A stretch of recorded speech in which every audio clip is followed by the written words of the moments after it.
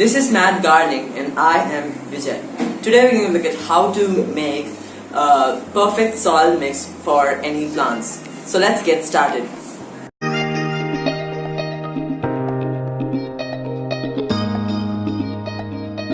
Before entering into the video, subscribe to my channel if not yet subscribed, press the bell notification to get more video notifications and like and share it on your social media. Basically, there are 4 types of soil. They are the sandy, loamy, silt and clayey soils. First is the clayey soil, which is not preferred as it clogs water and has problems in rainy season. Second is the sandy soil, which doesn't store water and it doesn't provide the water needed for the plants. Silt is the fine mineral material which doesn't contain humus or humic acid, which is organic acid in decomposed material, so it can hold only a variety of plants. Fourth is the loamy soil, which is a mixture of less amount of any type of soil and a lot of organic matter. It contains all the required nutrient like minerals, as it contains other soil particles and organic matter and can hold the right water amount.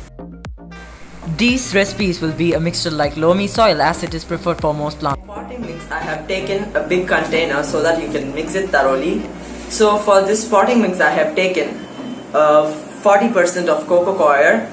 This is to tolerate the summer heat, and if you live in cities you may not get that much of soil. So to make the potting soil more easier, you can use this coco coir.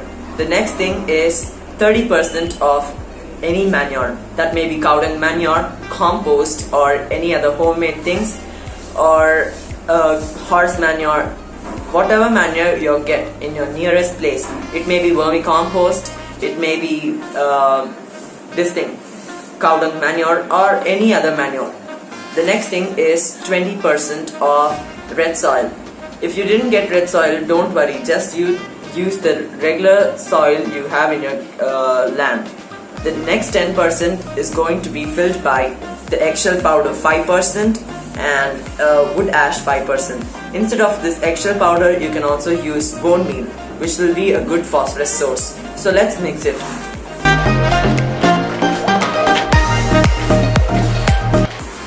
You can also use a gloves so that you don't get those sand sticking to your hands. But I have practiced with my hands, so it's okay to touch it.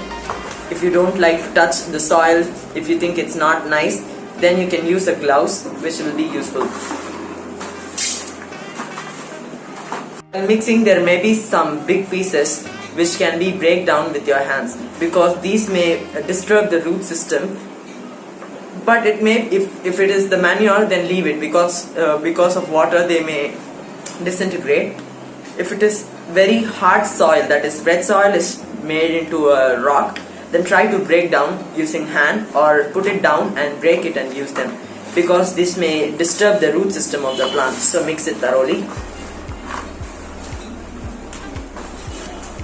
You can see all the elements of the soil. So they have the wood ash, the eggshell powder in minute quantities in mixed form, the red soil, the cow dung manure or compost, whichever you added, and the cocopeat. Everything is visible. This is what the perfect mixing is, and it is a universal potting mix. You can use this potting mix for each and every plant. So I mainly use this one, but I'm going to teach how to make. I'm going to separate this ratios into 3. So this ratio will help you for different plants. So this is in this ratio. If you mix, this is for it is a universal potting mix. You can use it for many plants. If not, there are many other plants too which doesn't need this much of nutrients. So I am going to separate this type of soil mix into 3 parts so that you can make it and get the best benefit out of it. I'm going to separate this potting mix into 3 parts, this heading into 3 parts. One is for greens. For greens, you need not add this much of phosphorus, calcium, potassium, etc. They need more of nitrogen and not the other compounds. So the necessary phosphorus and potassium may be taken from the soil itself, the cow dung manure, which we will add. So you skip the eggshell powder and this thing, wood ash and bone meal from the soil so that it will give a rich soil for the greens to grow. The greens will grow lush and green with more leaves and not flowering, and fruiting will be stopped so that you can get a more harvest and benefit out of it. It is going to be basically for those eggplants, not for eggplants, okra, onions, and for Ixora coquina. Ixora coquina in Tamil is known as idli poo. You can see those plants in parks. So I have that plant, so I am going to say a perfect soil mix for lady's finger, onions, and Ixora. So for these plants, they require a high amount of calcium, phosphorus, and potassium than nitrogen. So the nitrogen amount we gave, that is compost of 30%, must be lessened to 20%, and the amount of eggshell powder, bone meal, and this phosphorus source wood ash must be the same, and the cow dung manure or compost must be lessened. Third one is going to be basically for every plant, that is the universal potting mix we made here. It is going to be for eggplants, tomatoes, fruits like guavas, pomegranate, and watermelon, any other bitter gourd, roses, hibiscus. And what are the plants you get? You can grow this in the third variety, that is the same ratio we made here. You can add cow dung manure 30% and the same 10% of wood ash, eggshell powder, and bone meal. This will give them the phosphorus and nitrogen needed. Tomatoes at the starting stage requires high nitrogen fertilizer. The soil must be rich in nitrogen so that they can grow well.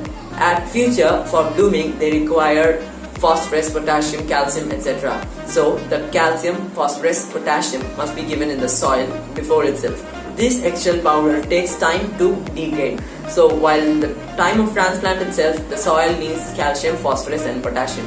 So we are adding these to the soil at the time of transplanting itself and not as a fertilizer above.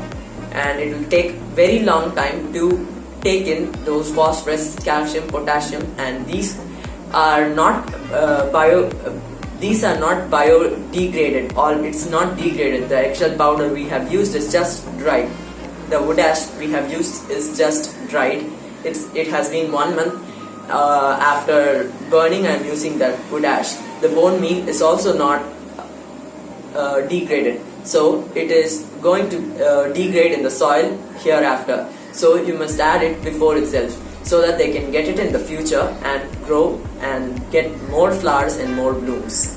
Hope this video will be useful to you. Use this potting soil for your plants and get benefited out of it.